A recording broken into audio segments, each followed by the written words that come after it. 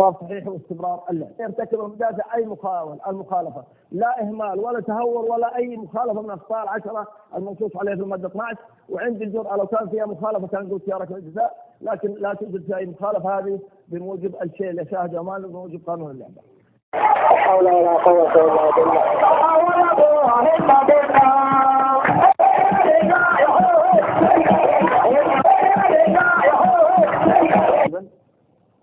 لاحظ ركلة جزاء لم تحتسب لفريق نادي الهلال. مسك ودفع داخل منطقة. لا حول ولا قوة إلا بالله.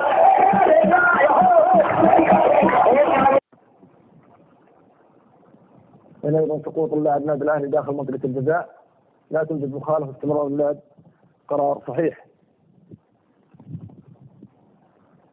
دافع لم يرتكب أي مخالفة.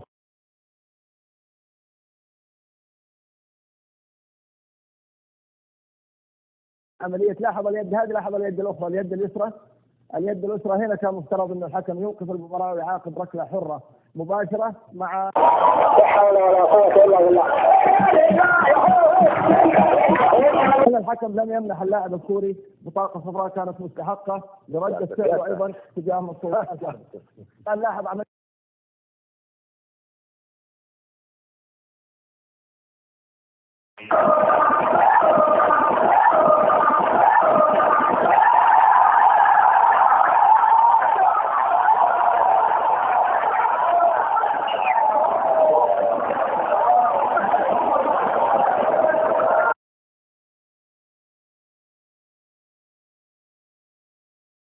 في الحالة كانت تستوجب أيضا بطاقة صفراء تجاه لاعب نادي الهلال كاستيلو. لماذا البطاقة الصفراء؟ للحالة. نلاحظ هذه الحالة، نلاحظ هذه الحالة، نلاحظ هذه الحالة. لا حول ولا قوة إلا بالله.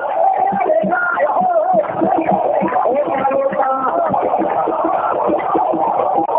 حول ولا قوة.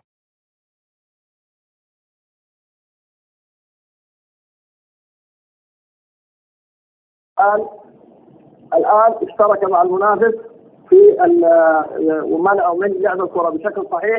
كان مفترض أن الحكم المساعد، وفعلا الحكم المساعد أعلن عن حالة أعلن صحة الهدف، ولكن حقيقة كان مفترض أن يلغي الهدف لوجود ناصر الشمراني مع المدافع وتجاوزه مع المنافس، وهدف غير صحيح تم الإعلان عنه.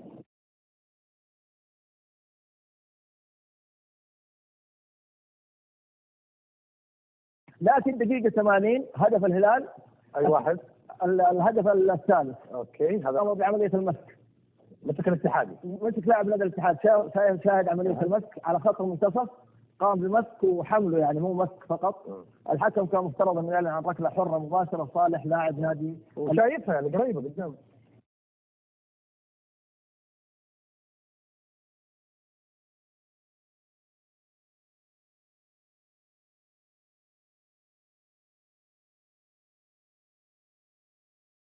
حكم أن يمنح البطاقة الصفراء الثانية للاعب شوف ويتم طرده من المباراة.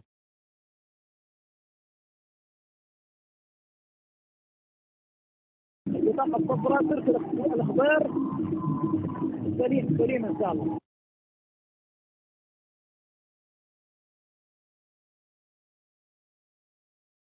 الدوسري كان مفترض الحكم اللي هو صالح الهدول يمنح بطاقة صفراء لأنه مخالفة على محمد قاسم والتهور موجود على قدم المنافس.